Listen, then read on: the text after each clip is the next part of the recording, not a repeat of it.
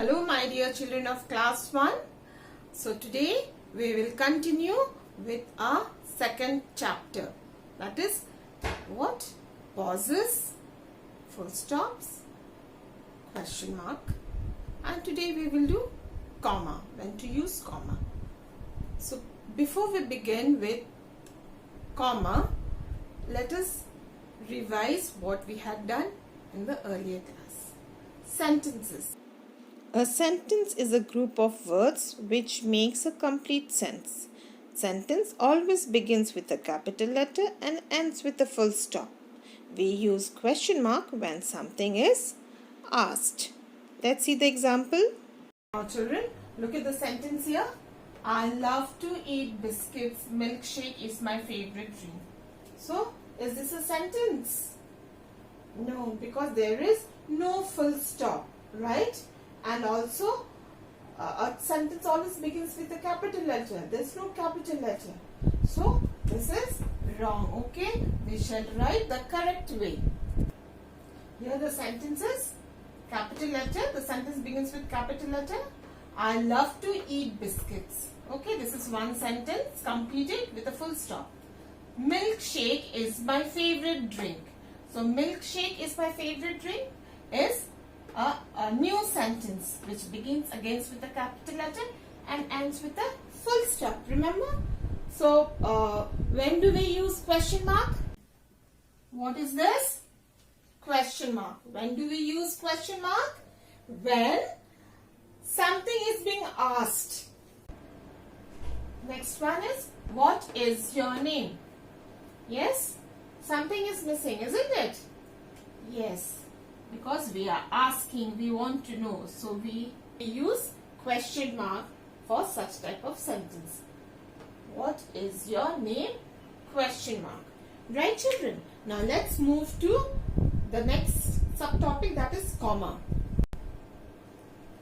Comma. Comma is used to separate number of items in a sentence. Let's see the example. I bought tomatoes, potatoes, spinach and onions. So here you see name of the vegetables. Tomatoes, potatoes, spinach, right? Onions. So after tomatoes we'll give a comma because we are separating the number of items, right? After potatoes again we'll put comma and then spinach and onions, right? Let's see the next example. Annie, Rita, Jasmine and Zareen will come to the party. So here you see what is common here?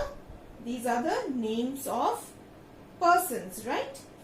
So where use comma?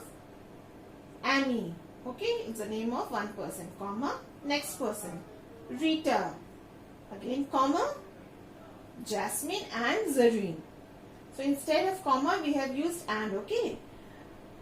Jasmine and Zareen will come to the party, right? So children, this is how we use comma to separate number of items. Fine? Okay, let's do one more.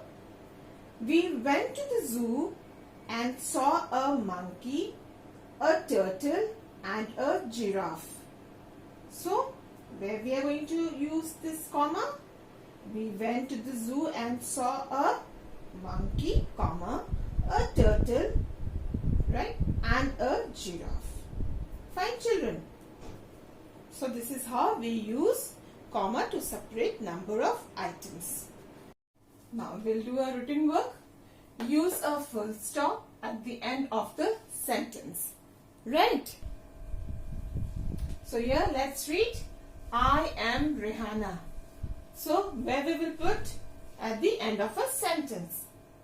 Sentence started with capital letter and we'll give a full stop. Right? B. We will lions. Does it make any sense? No. So this is not a sentence. C. We will go to the zoo. Is this a sentence? Yes. it makes some sense. We'll use full stop. D. Brother Ali. Does it make any sense? No. So we don't use full stop here. Let's do another one. So children, let's read.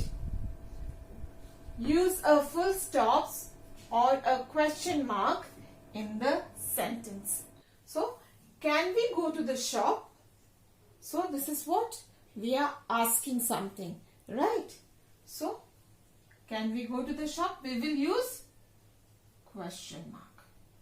B. You can go to the pet shop. It's just a sentence. We are not asking anything.